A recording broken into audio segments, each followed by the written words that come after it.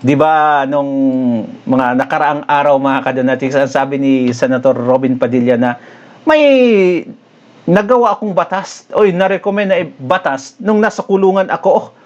At etong batas na 'to mga kadonatics ay hindi nire-recognize ng mga ilang kapulisan or wala ngang nagsasabi na oo meron walang backup from the government mga kadonatics na meron talagang batas na inirekomenda itong si Senator Robin Padilla. Pero ngayon, dahil naganap itong mga shootout sa Pilipinas mga kadonatics, naglabas si John Vic Remulla ng ganito. Ito. Remulla, Robin Padilla law nagdulot ng pagtaas ng krimen. See? Ngayon, nirecognize lang nila mga kadonatics para isisi kay Senator Robin Padilla. Ganyan kalala itong mga taong ito.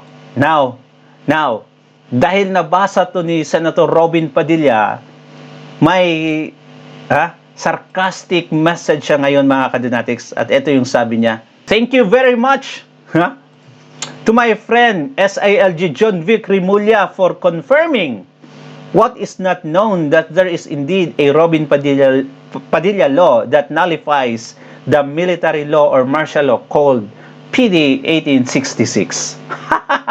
Noon, hindi nila nire-recognize mga kadonatics.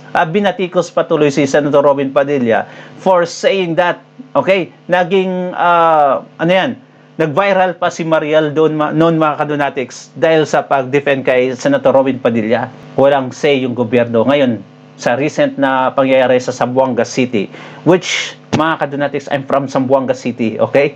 So, alam ko yung Ateneo de Zamboanga, mga kadonatics, nakita ko na yan ilang beses na daanan ko yan. So, biglang nirecognize agad. Kaya ito, sarcastically, nagpost si Robin Padilla na, ngayon, nirecognize nyo na pala na meron. Pero nga lang, nirecognize lang nila para sisihin si Senator Robin Padilla. Laruan talaga nila, kakaiba. Ngayon, si Senator Robin Padilla na ang may sala. Bakit may shooting na nangyayari ngayon? Mass shooting. Di ba? Connected na naman sa mga akalyado ng Duterte. Ganon katindi. Ganyan katindi mga kadonatics. Lahat connected. Parang yung series na Manifest ba?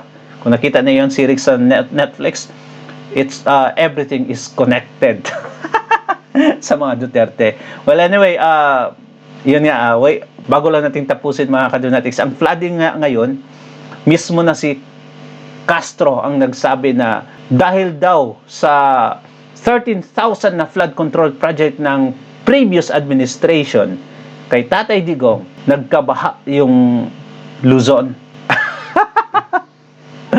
Diba? Isinisisi na naman nila ngayon kay Tatay Digong. Sana pala yung sinabi ni Bongbong Marcos na proud siya sa 5,500 na flood control projects. Wow! Proud na proud kayo noon. Ngayong binaha, ngayon nalaman na substandard pala. Ang sinisi ngayon yung gobyernong nakaraan. 'Di ba? Gusto kong magalit pero ubos na yung galit natin mga kadonatics ubos na talaga. Kaya itawa na lang natin to. Anyway, comment down below at basahin natin yan. Thank you so much and God bless you mga kadonatics. Ingat palagi. Babo.